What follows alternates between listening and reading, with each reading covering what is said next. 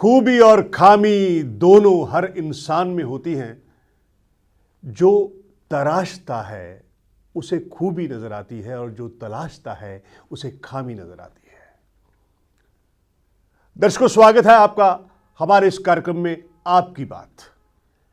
आपकी बात में आज हम चर्चा करेंगे एक ऐसे देवदूत से जिसने विदेश पे रहकर मानव को अपना समर्पित जीवन दिया।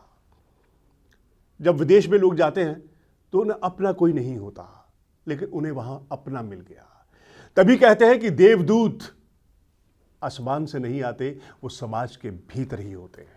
आज हमारे स्टूडियो में मौजूद हैं देवदूत के रूप में गिरीश पंत जी। गिरीश पंत जी, मैं आपका बहुत बहुत स्वागत करता हूँ। नमस्कार, धन्यवाद। दर्शकों, मैं गिरीश पंत जी के बारे में बता दूं कि वह उत्तराखंड के बेड़ीरा के बरसायत गांव के मूल निवासी हैं, लेकिन आजकल वो दुबई में काम कर रहे हैं।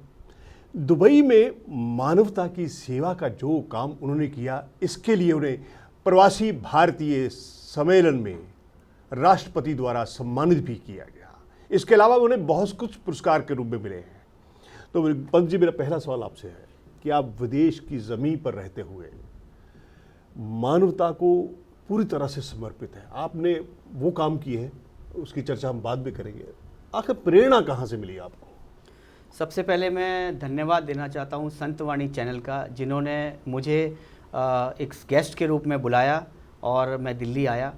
और जैसा कि आपने हरीश जी ने पूछा कि आपको प्रेरणा कैसे मिली, मैं 2 मिनट में आपको बताना चाहता हूँ कि मैं उत्तराखंड से हूँ और उस देव धरती से हूँ जहाँ पे जिसे देवभूमि कहा जाता है। मेरे दादाजी स्वतंत्रता सेनानी थे, जिन्होंने आंदोलन में भागीदारी ली और आंदोलन के क्रांतिकारी के साथ जेलों में भी रहे, 9 महीने जेल में रहे हैं। तो मेरे पिताजी जो एक समाज सेवक के रूप में आज भी दिल्ली में काम करते हैं, तो आप समझ सकते हैं ये बचपन से मेरे खून में है समाज सेवा के लिए, क्योंकि गीता में कहा गया है मानव सेवा इज़ माधव सेवा जी। तो ये प्रेरणा बचपन से मिली और ये अपने खून में है कि दूसरों के प्रति सेवा और सम्मान और समर्पण की भावना। क्योंकि जब हमें अगर किसी की सहायता की ज़रूरत होती है तो कोई आगे नहीं आता, चाहे वो अपने रिश्तेदार हों, दोस्त हों, मित्र हों। लेकिन मैंने ये प्रण लिया कि मैं सबकी सहायता करूँगा जो भी मेरे से बन पड़ेगा, और उसी धारा पे मैं समर्पित हूँ। अच्छा गिरीश जी, उत्तराखंड से दुबई तक के सफ़र के दौरान आपने ज़मीन से जुड़कर कार्य की है जी। तो इतनी प्रगति एक जीवन में आदमी करता है, तो उसके पीछे कारण क्या है? देखिए, स्वामी विवेकानंद जी ने कहा है कि अगर आप किसी लक्ष्य के लिए खड़े होते हो तो वृक्ष की भांति खड़े रहो, और अगर गिरे हो तो बीज की तरह, ताकि वो बीज फिर से अंकुरित हो सके और अपने लक्ष्य को प्राप्त कर सके। तो ये मेरा सपना था कि मैं अपने लिए, देश के लिए और समाज के लिए कुछ काम करूं, क्योंकि मेरे दादाजी जब स्वतंत्रता सेनानी थे उन्हें ताम्रपत्र मिला था, जो बहुत बड़ी बात है। मेरे पिताजी आज भी समाज सेवा करते हैं, बट उनको वो सम्मान नहीं मिल पाया जो उनको मिलना चाहिए था। तो वो जो खून की जो धारा है स्वतंत्रता सेनानी से आज मेरे तक, वो इस तरह प्रभावित रही कि मैं उसको, दादाजी के संकल्प को और आगे बढ़ा सका और इतना सामाजिक कार्य किया कि मेरे को राष्ट्रपति द्वारा सम्मानित किया गया। और इसके लिए मैं भारत सरकार का और हमारे राष्ट्रपति जी का धन्यवाद करता हूँ, और उन तमाम लोगों का जिन्होंने मुझे इस लायक समझा, जो समाज सेवा करी।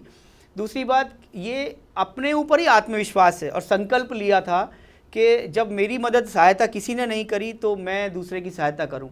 दूसरी बड़ी बात ये होती है कि हमारे परिवार का और हमारे किसी सगे संबंधी और रिश्तेदार का कोई भी व्यक्ति अगर परेशानी में होता है तो हम सब कुछ छोड़ के भागते हैं, परंतु एक अन्य व्यक्ति जिसके साथ हमारा कोई रिश्ता नहीं है, कोई नाता नहीं है, उसके लिए बहुत कम लोग हैं जिनके प्रति आदर हो और जिनके प्रति लोग काम करते हों। तो वो मेरे मन में था कि मैं सबके लिए करूँगा, और उसी मन में संकल्प लेके मैं आगे बढ़ा। और वैसे भी हमारे शास्त्रों में कहा गया है वसुधैव कुटुंबकम, जो एक पूरा विश्व एक परिवार है। जब हम हमें परिवार मानेंगे तो हम किसी का दुख देख नहीं सकते, तो उसके लिए हम तत्पर रहेंगे। और इसी भावना से दिल्ली से दुबई, उत्तराखंड से दिल्ली और दिल्ली से दुबई का सफ़र बस ऐसे कब तय हो गया मुझे भी नहीं पता, लेकिन हाँ, ये संकल्प है कि मैं आगे और मानव सेवा करता रहूँ। अच्छा, दुबई में रहते हुए कोरोना काल में हमने देखा रिश्ते नहीं रहे।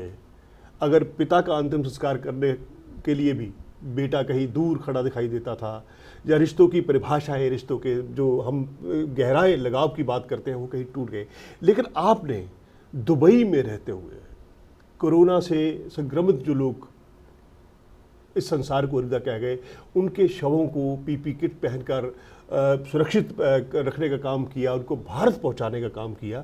ये अपने आप में एक मिसाल है।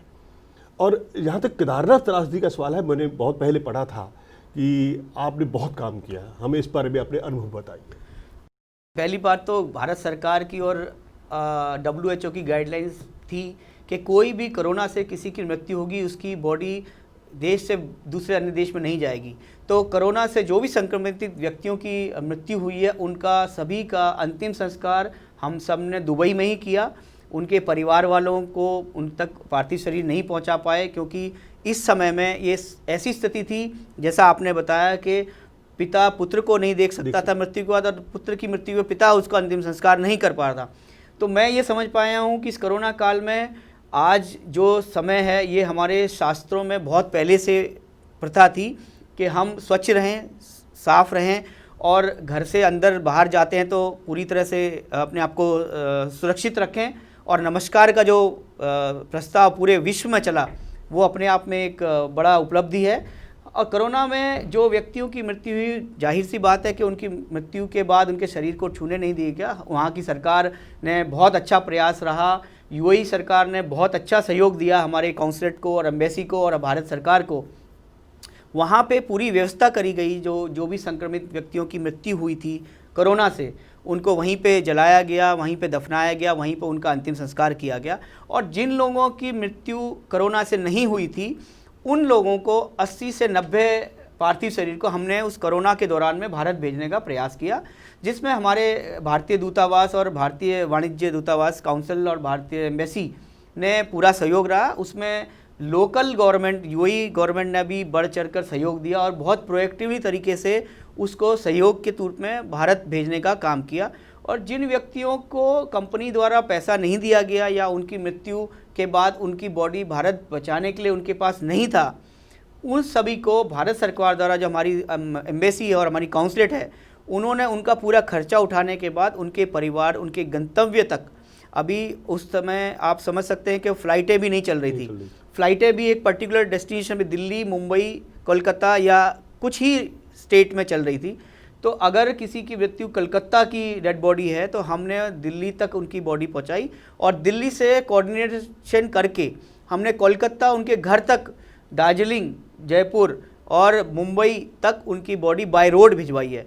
और वो पूरा खर्चा भारत सरकार ने दिया और वहाँ की काउंसलेट, दुबई काउंसलेट और दुबई एम्बेसी ने दिया, भारतीय एम्बेसी ने।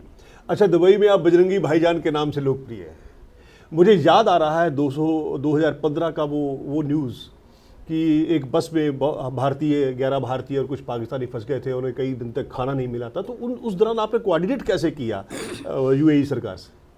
एक्चुअली क्या था कि जो ऑनर थे उस कंपनी के कुछ फाइनेंशियल प्रॉब्लम की वजह से वो देश छोड़ कर चले गए थे, और उनके जो वर्कर्स थे उनके पास एक बस का माध्यम था। तो उस बस में, आधी बस में उन्होंने अपना सामान और गद्दे रखे हुए थे और आधी बस में वो लोग रहते थे, जिसमें 11 भारतीय और 12 पाकिस्तानी लोग। तो मुझे जानकारी मिली कि वो लोग ऐसे परेशान हैं और मैं तुरंत उस स्थान पे गया। उन लोगों को करीब 1 हफ्ते तक मैंने अपने घर से, अपने कुछ लोगों की मदद से उन तक खाना पहुंचाया, और उसके बाद नाश्ता का पैसे मैं उनको कैश दे के जाता था। उसके बाद 1 हफ्ते के बाद हमारे भारतीय दूतावास को संपर्क किया गया, ये न्यूज़पेपर में छपा, और वहाँ की गवर्नमेंट ने तुरंत उसको एक्शन लिया। और जो वहाँ के पुलिस के अधिकारी थे उन्होंने 2 घंटे में उन सभी लोगों का पासपोर्ट दिलवाया, जो कि वहाँ के एक लोकल स्पॉन्सर की ने देने के लिए मना कर दिया था। तो UAE गवर्नमेंट ने, पुलिस के डिपार्टमेंट ने प्रोएक्टिवली उस पर काम किया और 2 घंटे में उन सभी भारतीयों और पाकिस्तानियों का पासपोर्ट मिल गया। और उसके बाद उनको भारत भेजने और उनको पाकिस्तान भेजने की प्रक्रिया चालू हुई। उसमें हमारी एम्बेसी ने पूरा सहयोग किया, और उसमें उनके टिकट के पैसे और कुछ अन्य लोग जो थे और समुदाय के लोग थे, उन्होंने डॉक्टरी उन लोगों का इलाज के लिए दिया, उनको रहने के लिए कुछ जगह दी, और हमारे एक भाई साहब हैं, उन्होंने वहाँ पे अपना कैंप दिया, उनको रहने के लिए, खाने के लिए दिया। तो ये प्रक्रिया कर करके उनको हमने कुछ दिन, मतलब 24 दिसंबर के समय तक 10-12 दिन का समय लगा, और 24 दिसंबर को वो अपने अपने देश जा चुके थे। और आपने जैसा पूछा मुझे, उत्तराखंड त्रासदी में जो लोगों का हुआ था, वहाँ पे हर समुदाय के लोगों ने बढ़ चढ़कर सहयोग किया, पैसे से, सामान से।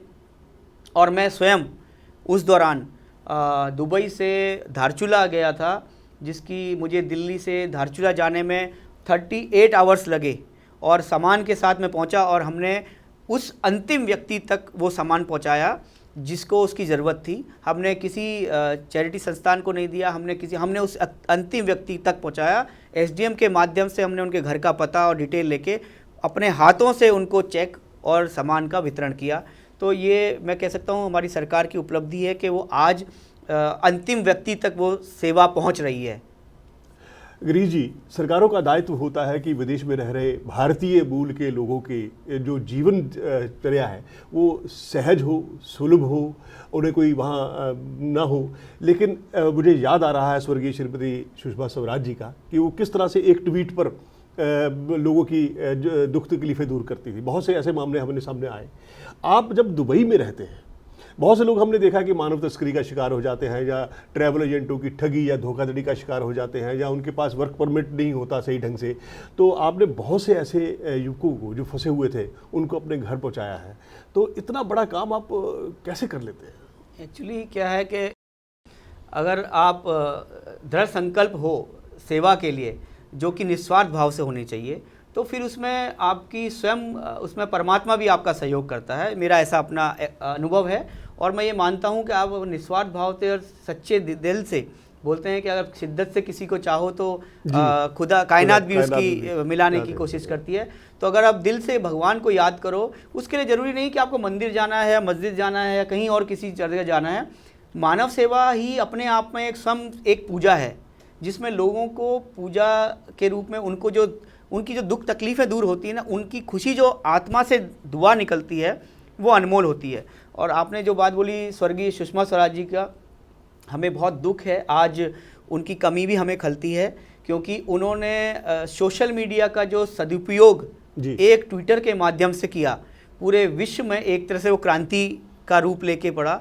वो किसी भी देश का, किसी भी राज्य से और किसी भी धर्म और जाति पंथ से व्यक्ति ग्रसित हो, उसको अगर एक ट्वीट अगर सुषमा स्वराज जी को मिलता था तो तुरंत उस पर कार्रवाई होती थी, और तुरंत उस तक ट्विटर के माध्यम से मदद पहुंच जाती थी।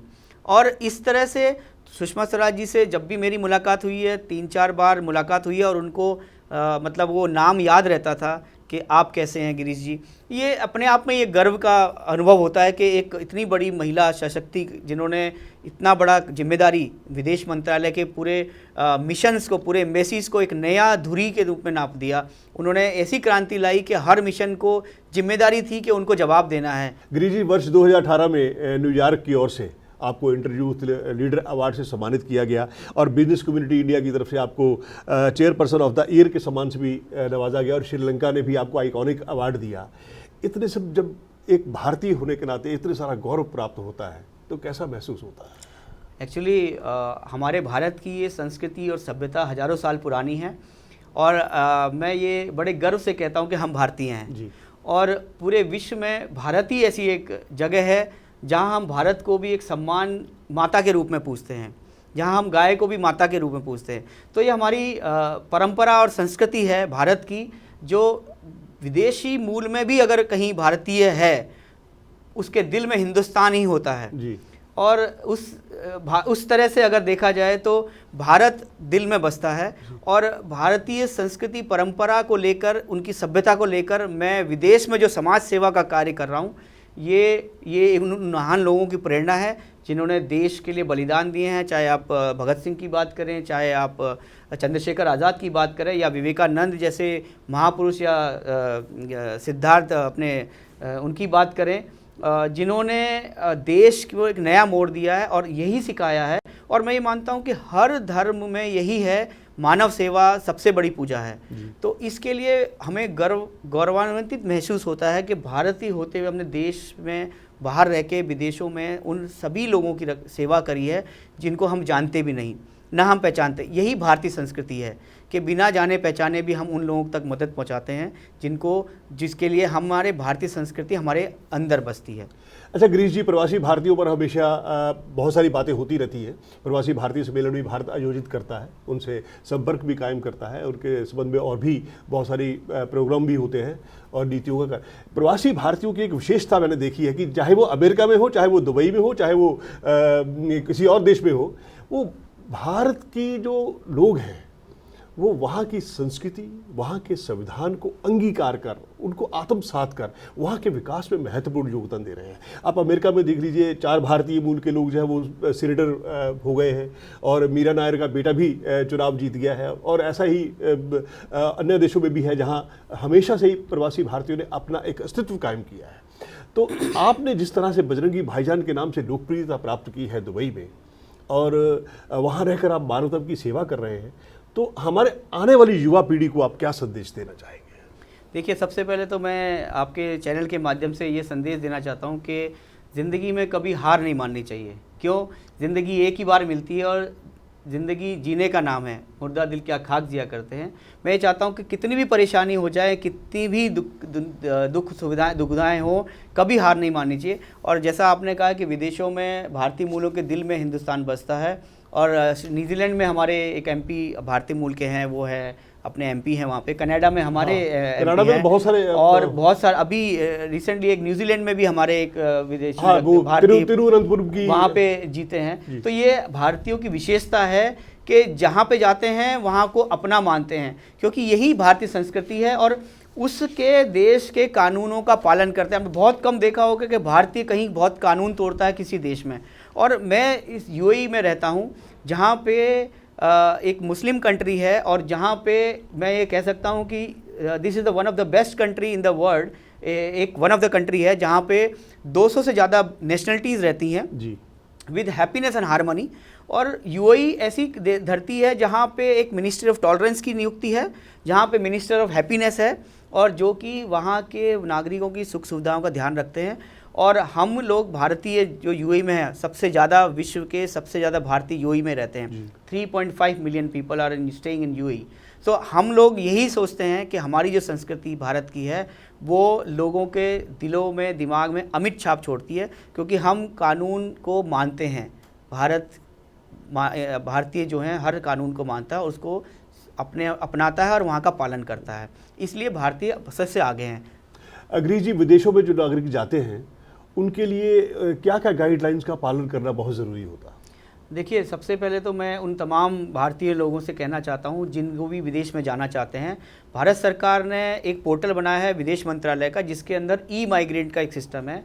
जो भी भारतीय विदेश जाना चाहता है, किसी भी कंपनी में जॉब करना चाहता है, सबसे पहले उस कंपनी के बारे में जानकारी, आजकल तो गूगल पे सब कुछ मिल जाता है, तो उस कंपनी के बारे में जानकारी लें, क्योंकि बहुत सारे भारतीय लोग ऐसे हैं जो जिनको गाँव में रहते हैं, उनको पता नहीं होता, एजेंट पैसे दे देता है और बाहर भेज देते हैं। तो मैं चाहता हूं कि आप अगर किसी भी देश में जाना चाहते हैं तो कम से कम उस विदेश मंत्रालय के गाइडेंस दिए हुए ई माइग्रेट सिस्टम है, और विदेश मंत्रालय में आप रजिस्टर करें अपने आप को। और भारत से बाहर जाने के बाद जो भारतीय दूतावास या भारतीय मिशन है उनमें संपर्क करें, ताकि आपको कोई इमरजेंसी हो, किसी प्रकार की असुविधा हो या कोई प्रॉब्लम हो तो वो आपको संपर्क कर सकें। और वैसे भी अभी भारतीय दूतावास विदेश मंत्रालय ने इतना अच्छा सिस्टम बनाया है कि वो व्यक्ति जो भी भारत जाता है वो अपना रजिस्टर करके जाए ई माइग्रेट के थ्रू। तो उसके मैं यही कहना चाहता हूँ, जितने भी लोग विदेश में, सबकी चाह होती है विदेश में नौकरी करने की, अच्छा पैसा कमाने की, परंतु मैं चाहता हूँ किसी भी एजेंट के झांसे में ना आए। कंपनी के बारे में जाना हो गूगल पे चेक करें, और या कोई अपना जानकार है तो वो पता करें। हाँ, इतना मैं कहता हूँ, अगर आप दुबई आना चाहते हैं तो मेरे से आप जानकारी प्राप्त कर सकते हैं। आप गूगल पे गिरीश पंत दुबई ढूंढेंगे तो आपको मेरी जार में नंबर कांटेक्ट मिल जाएगा। मेरे से जो भी समस्या का समाधान हो पाएगा मैं ज़रूर करूँगा। तलाश जिंदगी की थी, दूर तक निकल पड़े, जिंदगी मिली नहीं कि तजर्बे बहुत मिले। देवदूत बजरंगी भाईजान गिरीश पंत जी ने न केवल अपना जीवन तराशा बल्कि दूसरों का जीवन भी तराशा। बहुत बहुत धन्यवाद गिरीश जी हमारे स्टूडियो में आने के। धन्यवाद हरीश जी, और धन्यवाद संतवाणी चैनल का, जिन्होंने मुझे इस मंच पर मौका दिया अपनी बात रखने का और लोगों को समझाने का और समझने का कि वो विदेश जाएं तो किस तरह जाएं और कहाँ जाएं। धन्यवाद। जय हिंद, जय भारत।